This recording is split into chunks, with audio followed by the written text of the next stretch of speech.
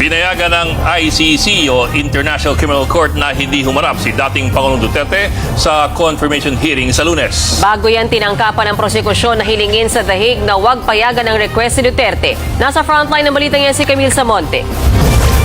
Magpapatuloy ang confirmation of charges hearing ni dating Pangulong Rodrigo Duterte sa Lunes kahit hindi siya dumalo. Ipinunto ng ICC na batay sa Rome Statute ng Rules of Proceedings and Evidence, pinapayagan ng pretrial chamber na isagawa ang pagdinig kahit na wala ang suspect sa kaso kung maghain siya ng kanyang waiver.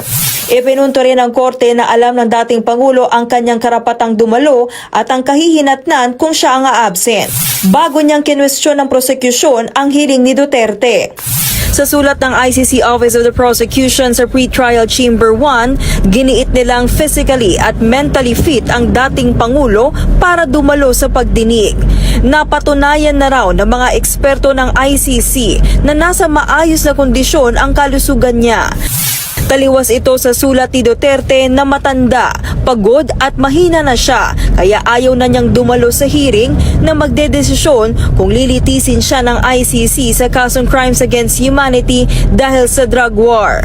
Ayon sa prosecution, bigo si Duterte na makapagbigay ng dahilan para umabsent sa pagdinig. Ang pagtanggi raw ni Duterte na kilalaning lehitimo ang proseso ng ICC ay hindi rason para hindi siya magpakita. Kaya hiling ng prosecution sa Pretrial Chamber 1, ibasura ang request ng dating Pangulo na umabsent.